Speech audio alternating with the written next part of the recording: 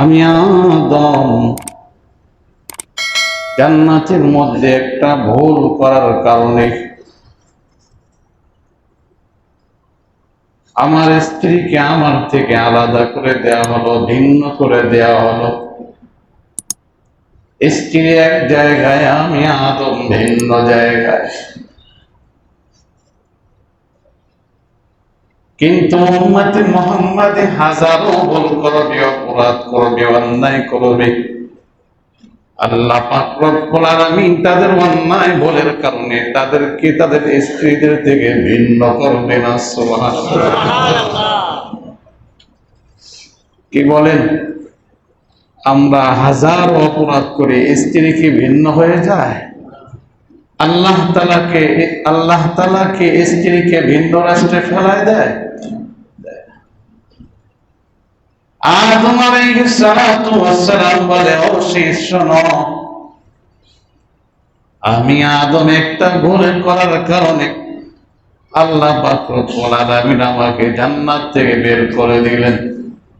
উম্মতে মুহাম্মাদে হাজার ভুল করবে, অপরাধ করবে, আমার আল্লাহ তাদেরকে জান্নাত থেকে বের করবে না, বরং তওবার মাধ্যমে তাদেরকে জান্নাতে পাঠায় দিবে। সুবহানাল্লাহ। আমি আদম একটা ভুল করার কারণে আল্লাহ পাক রব্বুল আলামিন আমার দেহের থেকে পোশাকটা সরায় নিলেন। উম্মতে মুহাম্মাদে হাজার ভুল করবে, অপরাধ করবে, আল্লাহ পাক রব্বুল আলামিন তাদের পোশাক তাদের দেহ থেকে বিচ্ছিন্ন করবে না।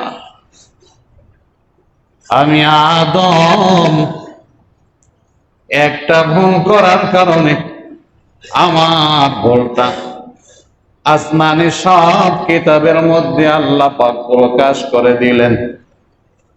তাওরাতের মধ্যে আদম পয়গম্বরের ভুলের কথা আল্লাহ পাক উল্লেখ করেছেন, জাবুরের মধ্যে উল্লেখ করেছেন, ইনজিলের মধ্যে উল্লেখ করেছেন, কোরআনে হাকিমের মধ্যে উল্লেখ করেছেন। আদম আলাইহিস সালাতু ওয়াস সালাম বলেন, উম্মতি মুহাম্মাদে হাজার অপরাধ করবে, ভুল করবে, অন্যায় করবে, আল্লাহ পাক রব্বুল আলামিন তাদের ভুল, তাদের অপরাধ, তাদের গুনাহগুলোকে গোপন রেখে দিবেন। সুবহানাল্লাহ। আরে বনি ইসরাইল রাতের বেলায় কোন গুনাহ করলে সকাল বেলায় দরজার সামনে লেখা উঠে যাইত, এই বান্দা এই গুনাহ করছে। এটা যদি আমাদের ক্ষেত্রে হইতো তাহলে মানুষের সামনে চেহারা দেখাইতে পারতাম না। আমিও গুনাহগার, আপনারাও গুনাহগার, গুনাহ ছাড়া কোনো মানুষ এখানে নাই। কি বলেন আছে? কিন্তু আমার আল্লাহ বড় মেহেরবান, বড় দয়ালু, আমার গুনাহ প্রকাশ করে দেন নাই, আপনাদের গুনাহ প্রকাশ করে দেন নাই, সবার গুনাহকে গোপন রেখেছে। আদম পয়গম্বর বলে, এই শিষ্য, তোমার কাছে এমন একটা আমানত স্থানান্তরিত হলো, তিনি হলেন আখির জামানার পয়গম্বর। তার কত দাম এটা পরে শোনো, আগে তার কারণে তার উম্মতের মর্যাদা কত বেশি সেটা শুনে নাও।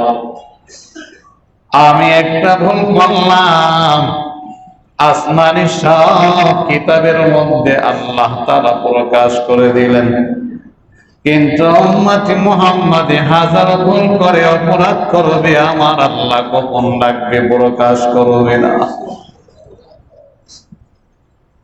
পূর্ববর্তী উম্মতেরা কত অপরাধ করছে আল্লাহ কোরআনের মধ্যে সব তুলে ধরছে।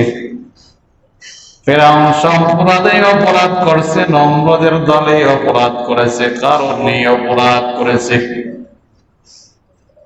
সামুদ সম্প্রদায় অপরাধ করছে, লূত সম্প্রদায় অপরাধ করছে, সবার অপরাধ আল্লাহ পাক কোরআনে তুলে ধরছে। আমরা হইলাম শেষ নবীর শেষ উম্মত, নতুন কোন উম্মত আসবে না, নতুন কোন কিতাব আসবে না, নতুন কোন নবীও আসবে না, যার কারণে আমাদের কোন কিছু পরবর্তীতে প্রকাশ পাবে না। সুবহানাল্লাহ। এরে আল্লাহর গোলাম নবীর কারণে আমার আল্লাহ দুনিয়াতে যেমন আমাদের গুনাহগুলোকে গোপন রাখছে, আখিরাতেও আমাদের গুনাহ গোপন রাখবে। সুবহানাল্লাহ। আল্লাহ পাক রাহমাতাল লিল আলামিনকে ডাক দিয়ে বলবে, নবী সব উম্মতের মাঝে আপনার উম্মতের গুনাহ আমি আল্লাহ পাক প্রকাশ করতে লজ্জা পাই, কারণ আপনার উম্মতরা যদি বেইজ্জতি হয় আপনি নবী নারাজ হয়ে যাবেন, আমি আল্লাহ এটা চাই না। আপনার উম্মতদেরকে ভিন্ন একটা পর্দা দিয়ে আমি আল্লাহ তাদেরকে ভিন্নভাবে তাদের আমলনামা দেখাবো। সুবহানাল্লাহ। উম্মতে মুহাম্মাদীকে আমার আল্লাহ ভিন্ন পর্দার মধ্যে নিয়ে আমলনামা প্রকাশ করবেন, অন্য উম্মতের সামনে যেন আমরা লজ্জিত না হই। ওমা আরসালনাকা ইল্লা রাহমাতাল লিল আলামিন, এটাই আল্লাহ পাক রব্বুল আলামিন আমাদেরকে কোরআনে জানায় দিলেন। আমি আল্লাহ আমার নবীকে প্রেরণ করলাম বিশ্ববাসীর জন্য রহমত। সুবহানাল্লাহ। নবী আমার রহমত, নবী ঘুমায়, নবীর ঘুমটাও রহমত, নবী কিছু ভুলে যায় সেটাও আমাদের জন্য রহমত। আরে নবীর ঘুমটা উম্মতের জন্য রহমত, নবীর কিছু ভুলে যাওয়া উম্মতের জন্য রহমত। বলবেন নবীর কিছু ভুলে যাওয়া উম্মতের জন্য আবার রহমত কেমনে হয়? কিতাবের মধ্যে আসছে রাহমাতাল লিল আলামিন যখরত আসরের নামাজের ইমামতি করছিলেন, 2 রাকাত পরে আল্লাহ নবী রাহমাতাল লিল আলামিন সালাম ফিরায় দিলেন। সাহাবায়ে কেরাম রিদওয়ানুল্লাহি তাআলা আলাইহিম আজমাইন নবীর পিছনে নামাজ পড়ছেন। এর আগে পয়গম্বরের কখনো ভুল হয় নাই। সাহাবায়ে কেরাম নামাজ শেষ করে হইছে আরম্ভ করে নাই, আদবের সাথে নবীর সামনে এসে বলে, নবী আজ থেকে কি জোহরের নামাজ 2 রাকাত হয়ে গেল? নবী গো আজ থেকে কি আসরের নামাজ 2 রাকাত হয়ে গেছে? নবী বলে, ঘটনাটা কি? বলে, আপনি তো 2 রাকাত পড়ে সালাম ফিরাইলেন। নবী বলে, না সাহাবায়ে কেরাম 2 রাকাত হয় না, আমি পয়গম্বরের ভুল হয়ে গেছে। সাহাবায়ে কেরামের মধ্যে হইছে আরম্ভ হয় নাই, গন্ডগোল আরম্ভ হয় নাই, চিল্লা চিল্লা আরম্ভ হয় নাই, কারণ পয়গম্বরের সামনে তারা নত হয়ে থাকতেন, মুআদ্দাব থাকতেন, বেয়াদবি যেন না হয়, উঁচু আওয়াজে কথা বলতেন না। কারণ আমার আল্লাহ আগেই কোরআনে হাকিমে জানায় দিয়েছেন, সাবধান, লা তারফাউ আসওয়াতাকুম ফাওকা সাওতিন নবী, আমার নবীর সামনে যেন আওয়াজ বুলন্দ না হয়। সুবহানাল্লাহ। আর আমাদের ইমাম সাহেবরা যদি একটা ভুল করে ফেলে, সালাম ফেরানোর সাথে চতুর্দিক দিয়ে হইচই আরম্ভ শুরু হয়েছে। সমালোচনার তো শেষ নাই, মসজিদ থেকে বের হইতে দেরি সমালোচনার জোয়ার শুরু হয়ে যায়। আরে আজকে হুজুর এই ভুল করছে, ইমাম সাহেব আজকে এই ভুল করছে, কেমন যেন মিছিল আরম্ভ হয়ে গেছে। হয় কি হয় না? আরে ভুল তো মক্কার ইমাম সাহেব করে, যারা বাইতুল্লাহ গিয়েছেন, কোরআনের সাধারণ জ্ঞান যাদের আছে তারা লক্ষ্য করছেন বাইতুল্লাহর ইমাম সাহেব কিরাতের মধ্যে ভুল করতেছে। এমনও দিন ফজরের নামাজ পড়েছি, 1 পৃষ্ঠার মধ্যে 2-3 বার ভুল হয়ে গেছে, পিছন দিক দিয়ে লোক মাদেছে, কোনো টু শব্দ নাই, কোনো আওয়াজ নাই, কোন গীবত শিকায়ত নাই। ইমাম সাহেব কেন ভুল করলো? বাইতুল্লাহর ইমাম, দেখছো কি সর্বনাশ, কোন টু শব্দ নাই। আর আমাদের ইমাম সাহেবরা যদি একটু ভুল করে, বাস পাইছে আজকে হুজুর রে, আজকে হুজুরের সম্মান সব শেষ করে দেন। এটা ভদ্র মানুষের স্বভাব না। ভদ্র মানুষের স্বভাব হবে ভুল হইতেই পারে, কারণ ইমাম সাহেব তো ফেরেশতা না, তিনি তো একজন মানুষ। আমাদের বাবা ভুল করে ফেলছে, আল্লাহর পয়গম্বর অনিচ্ছাকৃত ভুল হয়ে গেছে, আমরা হইলাম তার সন্তান।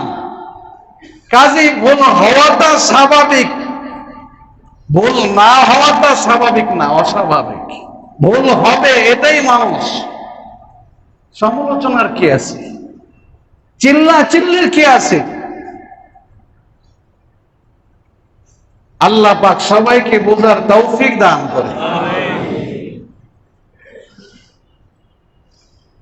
ফেসবুকে দেখলাম কিছুদিন, বাইতুল মুকাররমে যে নতুন খতিব, কিরাতে একটু ভুল হয়ে গেছে, এই নিয়ে কত সমালোচনা, কত লেখালেখি, কত বক্তব্য। এরাই বাইতুল্লাহ নামাজ পড়ে, ইমাম সাহেবের ভুল হয়, কোনো লেখালেখি নাই, কোনো বক্তব্য নাই, কোনো সমালোচনা নাই। তাহলে বাইতুল মুকাররমের ইমাম সাহেবের একটু ভুল হইতেই পারে, কেন তোমার সমালোচনা? বুঝতে হবে এটা ষড়যন্ত্র আছে, ঠিক কিনা বলে? শয়তান তো সবসময় লেগে আছে। আল্লাহ তাআলা শয়তান থেকে আমাদেরকে হেফাজত করেন, বলুন আমিন। আল্লাহ নবী রাহমাতাল লিল আলামিন 2 রাকাত নামাজ পড়ে যখন সালাম ফিরাইলেন, সাহাবায়ে কেরাম নবীর সাথে কোনো চিল্লা চিল্লি করলেন না। নবীকে বললেন, নবী নামাজ কি 2 রাকাত হয়ে গেল? নবী বলে, না না, নামাজ তো 4 রাকাতই আছে, আমি পয়গম্বরের ভুল হয়ে গেছি। দাঁড়াও, পয়গম্বর আবার 2 রাকাত সাথে যুক্ত করে সাহু সিজদা করলেন। নবী জানায় দিলেন, ও সাহাবায়ে কেরাম শোনো, আমি পয়গম্বর যে ভুলটা করলাম এটা উম্মতের জন্য রহমত। সুবহানাল্লাহ। আজ যদি আমি নবীর ভুল না হতো, সাহু সিজদার মাসআলা আসতো না। উম্মতেরা ভুল করবে কেমনে, শুধরাবে, সংশোধনটা কেমনে হবে, আমি নবীর মাধ্যমে আল্লাহ শিখায় দিলেন। ইমাম সাহেবরা ভুল করবে, ভুলের সমাধান হবে সাহু সিজদা, এটা আমি নবীর মাধ্যমে আল্লাহ আমাকে দেখায় দিলেন। তোমরা মাসআলাটা পেয়ে গেলা। সুবহানাল্লাহ। তাহলে নবীর ভুলটাও আমাদের জন্য রহমত, ঠিক কিনা? নবীজির ভুলটাও আমাদের জন্য রহমত। সাহাবায়ে কেরামকে লয়া পয়গম্বর যুদ্ধের ময়দান থেকে ফিরছেন। দীর্ঘ সময় চলতে চলতে ক্লান্ত হয়ে গেল, চোখে সবার ঘুম। পয়গম্বর যাত্রা বিরতি করলেন, বললেন, এখানে তোমরা সবাই অপেক্ষা করো, সামনে অগ্রসর হওয়ার দরকার না, একটু বিশ্রাম করে নেই। সবাই বিছানা বিছায় ঘুমিয়ে পড়ছে। শেষ রাত্রি আযানের সময় হয়ে গেলে, ফজরের সময় হয়ে গেলে সবাইকে জাগ্রত কি করবে? এখন তো আধুনিক যুগ, অ্যালার্মের ব্যবস্থা আছে, বিভিন্ন ব্যবস্থা আছে, তখন তো সেই ব্যবস্থা নাই। আল্লাহর নবী হযরত বিলালকে ডাক দিয়ে বললেন, বিলাল, তুমি রাতের বেলায় ঘুমাইবা না, তুমি পাহারাদারের কাজ করবে। যখন ফজর নামাজের সময় হবে সবাইকে ডাক দিয়ে দিবি, যেন নামাজ আমাদের নষ্ট না হয়ে যায়। হযরত বিলাল বললেন, অসুবিধা নাই, আমি দায়িত্ব পালন করব। সাহাবায়ে কেরাম ঘুমায় পড়লেন, আল্লাহর নবীও ঘুমায় পড়লেন। হযরত বিলাল পাহারাদারের কাজ করতেছেন। বিলালের চোখটা বন্ধ হয়ে আসে, একটু বসছে, বিলালের চোখটা বন্ধ হয়ে গেছে, বিলালও ঘুমায় পড়ছে। এদিক দিয়ে ফজরের নামাজের ওয়াক্ত পার হয়ে গেছে, সময় পার হয়ে গেছে। নামাজের নির্ধারিত ওয়াক্ত আছে কি নাই? ইন্নাস সালাতা কানাত আলাল মুমিনিনা কিতাবাম মাওকুতা। আল্লাহ পাক বলেন, মুমিনদের উপরে আমি আল্লাহ নামাজকে ফরজ করে দিলাম, কিতাবাম মাওকুতা, আর নামাজের সময়ও নির্ধারিত। নির্ধারিত সময়ে নামাজ পড়া হলো ফরজ, ওয়াক্ত মতো নামাজ আদায় করা ফরজ। হযরত বিলাল ঘুমায় গিয়েছেন, নবীও ঘুম, সাহাবায়ে কেরাম ঘুম। নামাজের রক্ত পার হয়ে গেল, সূর্যোদয় হয়ে গেছে।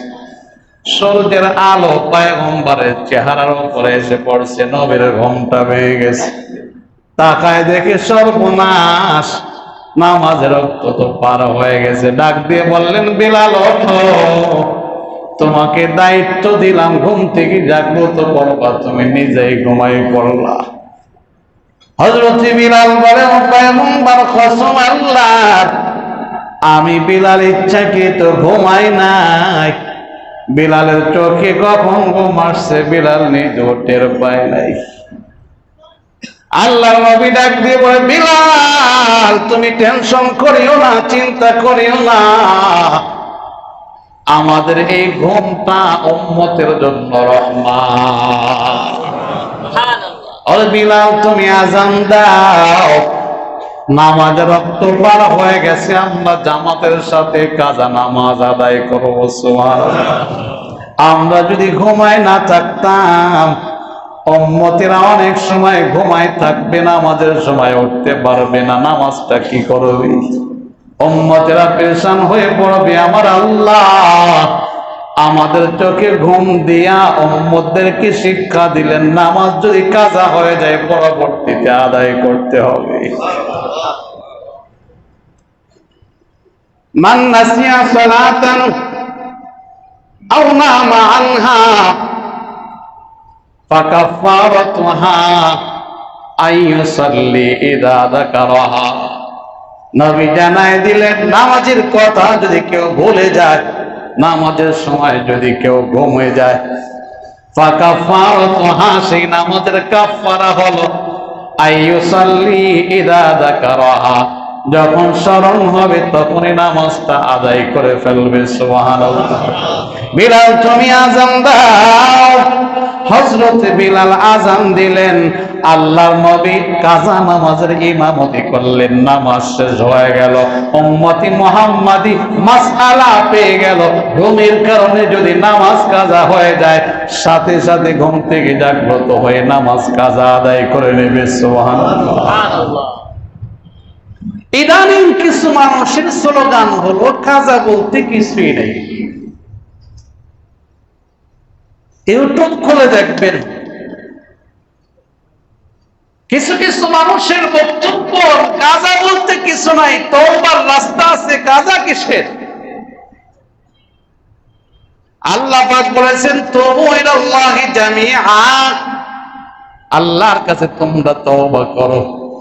ইয়া আইয়ুহাল্লাযীনা আমানু তুবু ইলাল্লাহি তাওবাতান নাসুহা, এই ঈমানদারের দল, তোমরা তওবা নাসুহা করো। ইয়া আইয়ুহাল্লাযীনা আমানু লা তাকনাতু মির রাহমাতিল্লাহ, ইন্নাল্লাহা ইয়াগফিরুয যুনুবা জামিআ, ইন্নাহু হুয়াল গফুরুর রহিম। তারা বলে আল্লাহ পাক বিভিন্ন আয়াতে তওবার প্রতি উদ্বুদ্ধ করছে, নামাজ যদি কাজা হয়ে যায় তওবা করবে, আবার কেন কাজা আদায় করা লাগবে? সাধারণ মনা কিছু মুসলমান বলে, যুক্তি তো ঠিকই আছে, আস্তাগফিরুল্লাহ পড়লাম, বাস গুনাহ মাফ হয়ে গেল, কেন আবার কষ্ট করে কাজা আদায় করতে যায়? কারণ তাদের তো কোরআন হাদিসের ইলম নাই, জ্ঞান নাই। বড় মৌলবী সব পাগড়ি মাথায় দিয়ে আছে, রুমাল মাথায় দিয়ে আছে, জুব্বাও দেখা যায় সুন্দর, তাই টেলিকম নাই। আরে আমাদের ইমাম সব তো বাংলাদেশে পড়ালেখা করছে, এ তো দেখা যায় আল আজহার বিশ্ববিদ্যালয়ে পড়ালেখা করছে। ইমাম সব এনার থেকে বেশি বোঝা শুরু করছে,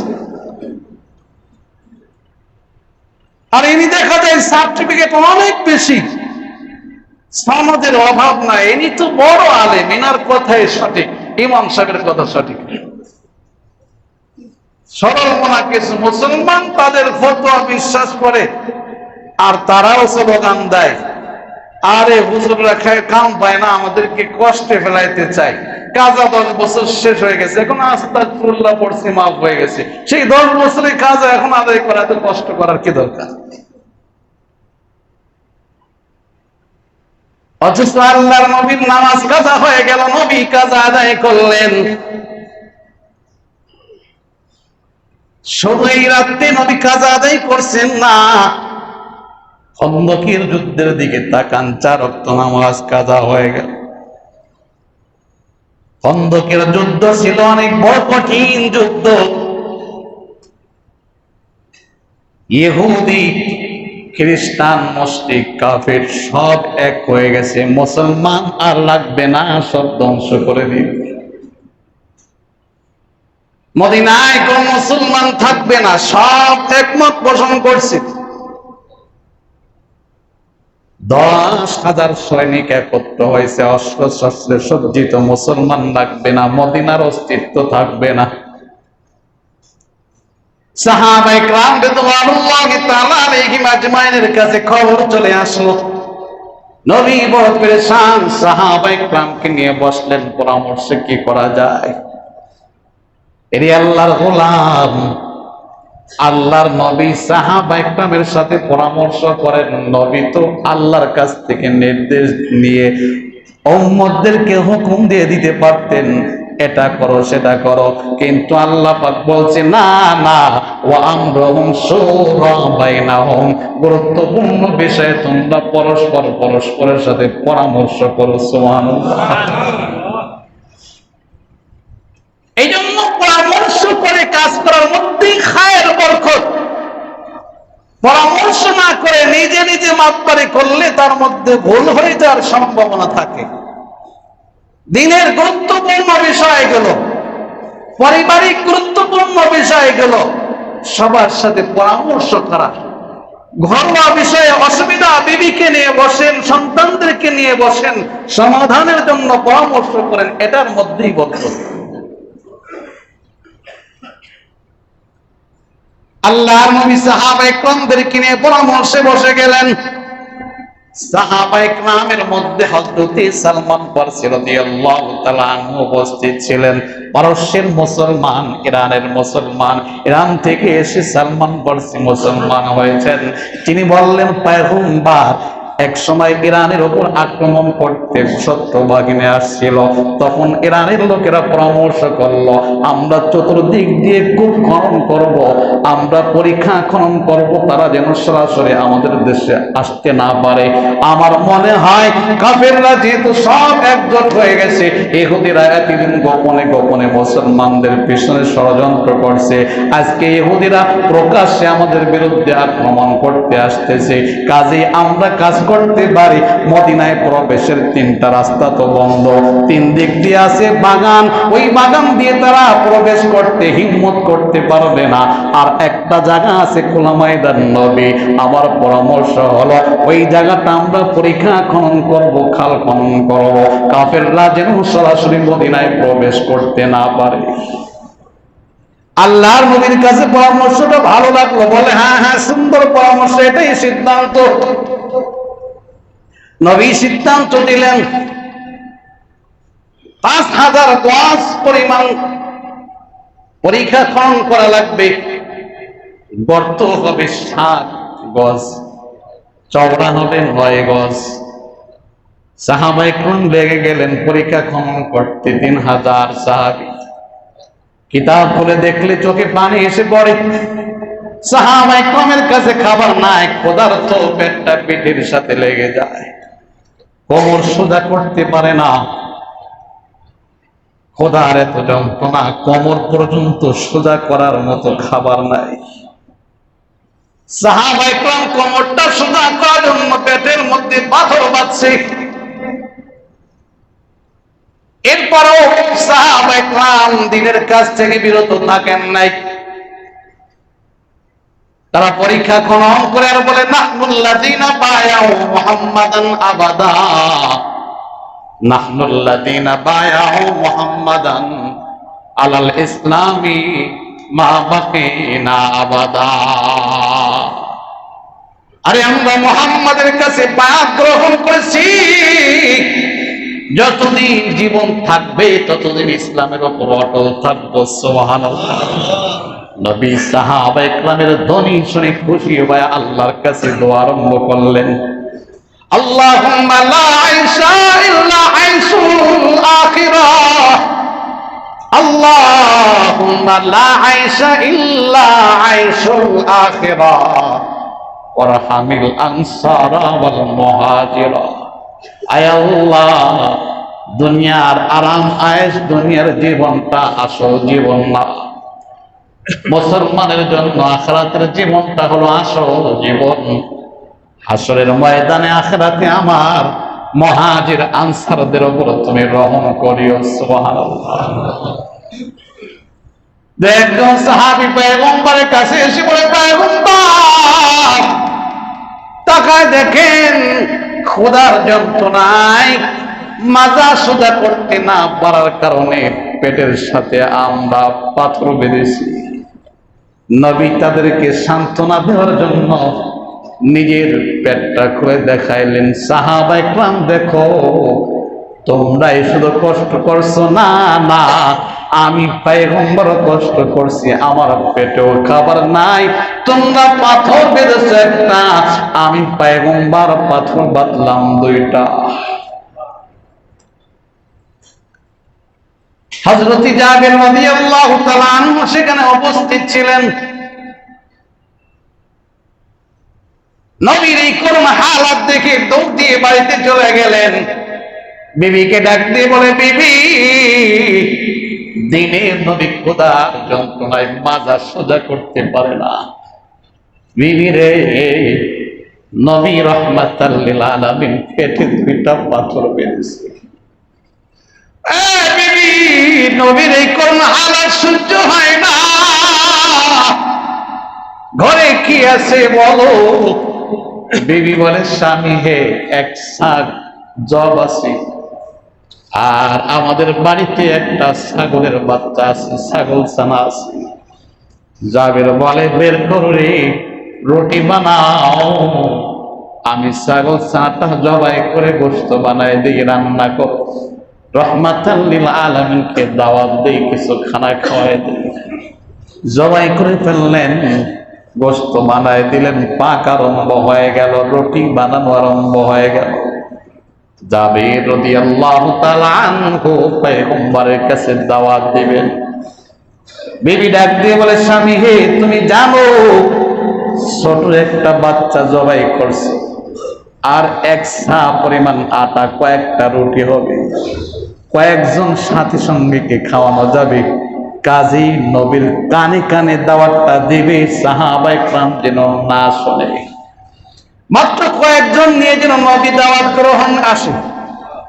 জাবির রাদিয়াল্লাহু তাআলা আনহু পয়গম্বরের কানে কানে বললেন, নবী, এক সা পরিমাণ জব ছিল, সেটা পেশে আটা বানানো হয়েছে, রুটি তৈরি হচ্ছে।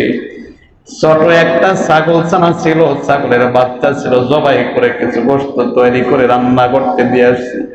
গোপনে দাওয়াত দিলাম, আমার বাড়িতে কয়েকজন সাহাবী নিয়ে যাবেন, খানা খাবেন।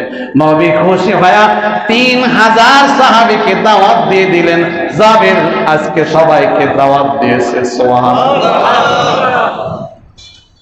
কোন বর্ণনায় 1000-এর কথা আসছে।